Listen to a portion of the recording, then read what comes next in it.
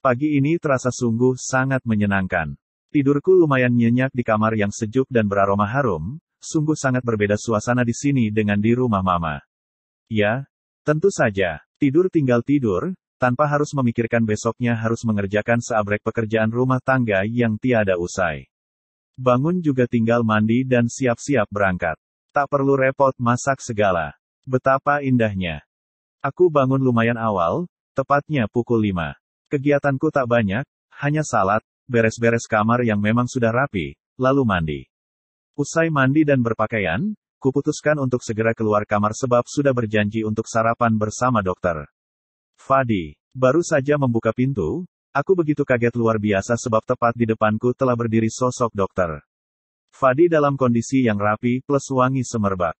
Lelaki itu terlihat menawan dalam balutan kemeja warna kuning kentang yang semakin membuat kulit putihnya bersinar. Kemeja itu tampak begitu pas saat dipasangkan dengan blue jeans mahal plus sabuk kulit berwarna hitam. Ransel kerjanya pun telah tersampir di pundaknya yang kokoh. Pagi, ujarnya dengan tatapan datar. Pagi juga, Mas. Aku tak tahan untuk mengulaskan sebuah senyuman.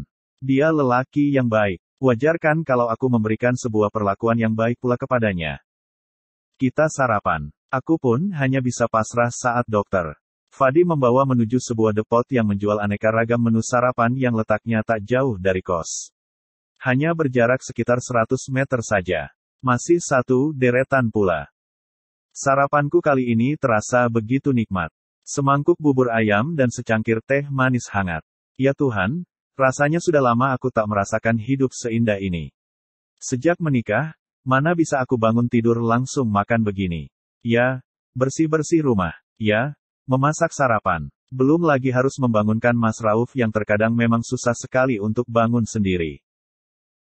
Seketika aku merasa bersyukur dengan hidupku yang sekarang. Rasa-rasanya aku semakin mantap untuk bercerai dari lelaki sial Asteris N tersebut.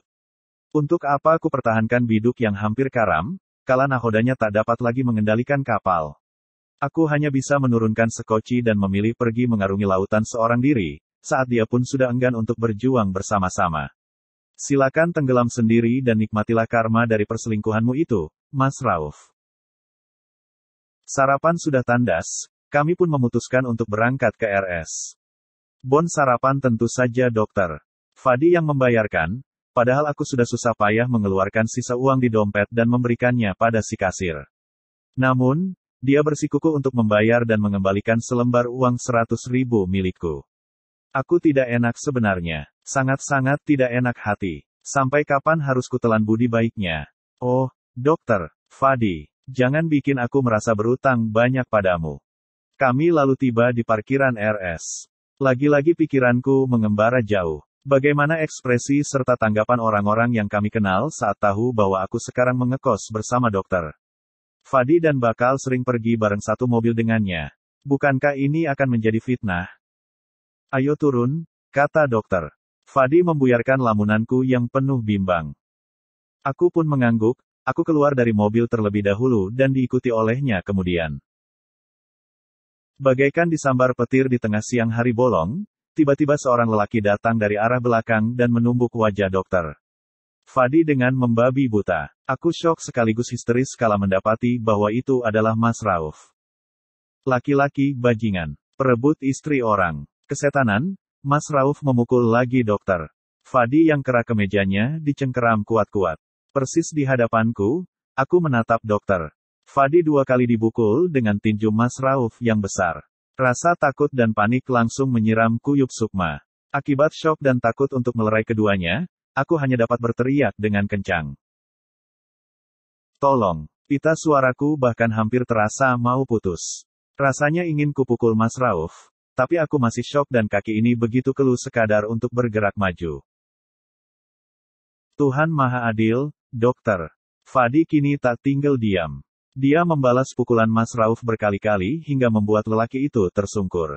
Tak sampai di situ, dokter Fadi bahkan naik ke atas perutnya hingga Mas Rauf tak dapat berkutik.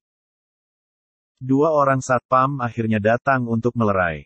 Dokter Fadi langsung menyuruh keduanya untuk mengamankan Mas Rauf. Kamu yang melarikan istriku. Kamu perusak rumah tangga orang. Mas Rauf malah menyumpah-nyumpahi dokter Fadi yang masih berada di atas tubuhnya. Aku naik pitam mendengar tuduhan lelaki Jahan itu. Gila, bisa-bisanya dia menuduh yang bukan-bukan padahal dialah pelakunya. Tak tahan lagi menahan amarah, kakiku yang semula keluh, kini lancar kugerakkan dan maju ke arah Mas Rauf. Kamu yang berselingkuh, Mas Rauf. Kamu yang menghamili perempuan lain. Enyah kamu dari sini. Jangan bikin aku malu. Aku berteriak sembari menunjuk-nunjuk wajah Mas Rauf. Hatiku puas sekali. Terlebih melihat wajahnya yang sangat malu dan kini masih terbaring di atas paving block dengan dokter Fadi yang masih menindihnya. Satpam kemudian menarik Mas Rauf dan menggiringnya untuk dibawa ke pos. Aku jengkel sekaligus muak padanya. Kuancam dia bahwa akan kulaporkan ke polisi atas tindakan tololnya ini. Dokter Fadi yang sudah dipukul, malah mengajakku untuk pergi meninggalkan Mas Rauf, kemudian ke poli. Tidak, aku tidak mau. Pokoknya urusan harus selesai. Laki-laki bejat ini harus diberikan pelajaran. Memang dasar laki-laki kurang ajar dan tak berguna. Geram betul aku dengan Mas Rauf yang lagi-lagi membuatku malu bukan kepalang sepagi ini. Lihat, akibat perbuatan kesetanannya, rambut dan kemeja dokter Fadi langsung berantakan. Wajah tampan lelaki baik hati itu pun tampak sedikit lebam kehijauan pada pipi sebelah kanannya. Mas Rauf, sungguh mati, perbuatanmu ini tak bakal kumaafkan. Pokoknya kita bercerai. Aku tak mau peduli. Aku berjalan di samping dokter Fadi yang kini membenarkan letak rambutnya, sementara Mas Rauf digelandang oleh dua orang satpam yang kukenal sebagai Pak Pi dan Pak Rasid menuju pos satpam yang berada di tengah-tengah antara gerbang masuk RS dan parkiran khusus karyawan dekat kamar jenazah. Mataku membulat melihat adanya mobil patroli milik polisi dengan kursi besi di baknya, sedang terparkir di depan pos satpam. Semakin kami mendekat, maka semakin tampak pula dua orang polisi berseragam lengkap sedang mengobrol bersama seorang satpam RS yang kukenali sebagai Mas Dirman. Tadi aku pun sempat mendengar suara dari talkie-walkie milik Pak Pi yang berbunyi bahwa ada polisi yang sedang mencari buronan kata mereka. Astaga, siapakah gerangan itu? Apakah buronan tersebut lari ke sini? Kami berempat semakin mendekat menuju pos satpam dan tiga orang yang tengah berdiri tersebut lantas menoleh dan menatap ke arah kami. Kebetulan, ya, kebetulan sekali. Hari ini ada polisi, biar kami perkarakan sekalian si bejat ini. Bisa-bisanya dia memukul bosku padahal dokter Fadi sudah sangat baik dan bak malaikat penolong bagiku. Selamat pagi, Pak. Pak Pi dan Pak Rasid memberikan hormat pada kedua polisi tersebut. Keduanya mengangguk dan membalas hormat dua satpam tersebut. Mas Dirman pun mulai menjelaskan, sementara Mas Rauf masih dipegang kedua lengannya oleh Pak Pi dan Pak Rasid. Bapak polisi ini mencari pelaku tindak penganiayaan. Tadi sudah dijemput ke rumahnya di daerah Jalan Rambutan.